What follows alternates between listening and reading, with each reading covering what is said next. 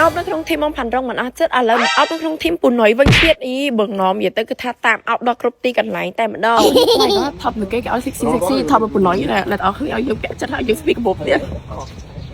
ថ្ងៃនេះគឺថាយើងថតនីយ៉ន3តអស់គ្នាគ្រាន់តែឡើងមកដល់លើគឺថាជួប fan ភ្លាមតែម្ដងថ្ងៃនេះធ្វើខ្លួនលក្ខណៈរៀង sexy ទីគេតអស់គ្នាតែលក្ខណៈសាបអីអញ្ចឹងណានិយាយទៅគឺថាថ្ងៃនេះបានមកថតជាមួយនឹងក្រុមមកពូណុយទៀតហើយអ្នកតអស់គ្នាដោយសារតែខ្ញុំធ្លាប់ថតមួយគាត់ពីមុនរៀងច្រើនដែរអញ្ចឹងអ្នកតអស់គ្នាអញ្ចឹងឥឡូវគឺថា welcome back ឯណាហើយគឺថាមានជួបជាមួយនឹងប៉ាចាប់ជៀនទៀតអ្នកតអស់គ្នាអើយអញ្ចឹងចាំមើលតអស់គ្នាតើថ្ងៃនេះខ្ញុំទួអ្វីដែរជាមួយនឹងប៉ាចាប់ជៀនអញ្ចឹងនិយាយទៅប៉ាចាប់ជៀនគេថាជួបកលាស់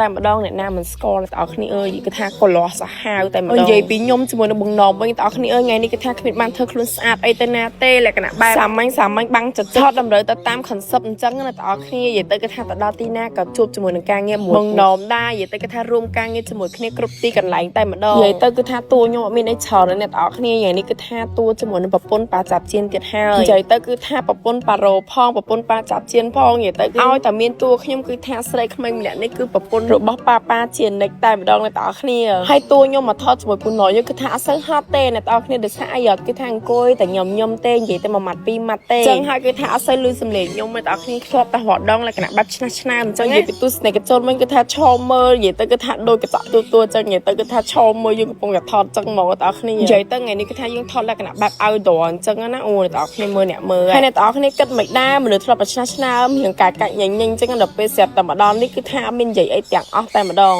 អ្នកនរគ្នាខ្ញុំ make up ជាប្រចាំថ្ងៃលក្ខណៈបែបជាងមកអ្នកនរគ្នាទៅសារថាស្អាតរហូតถึงអ្នកនរគ្នាពេលខ្លះ make up យើងស្អាតហើយបើយើងអត់ចេះរើជាមួយនឹងពណ៌ក្រែមទេគឺអត់ស្អាតទេអញ្ចឹងគឺគ្រប់ពេលរបស់ខ្ញុំតែម្ដងនៅលើមាត់របស់ខ្ញុំគឺខ្ញុំតែងតែលាបជាមួយនឹងក្រែមឆាឡាជាប្រចាំមកអ្នកនរគ្នាដែលមានជាមួយនឹងពណ៌នេះគឺថាពណ៌គេស្អាតខ្លាំងមែនតើហ្មងជាមួយខ្ញុំលាបអ្នកនរគ្នានិយាយទៅគឺថាពណ៌គេជាងមកឡើងគីឡូស្អាតលើបេមាត់របស់យើងណា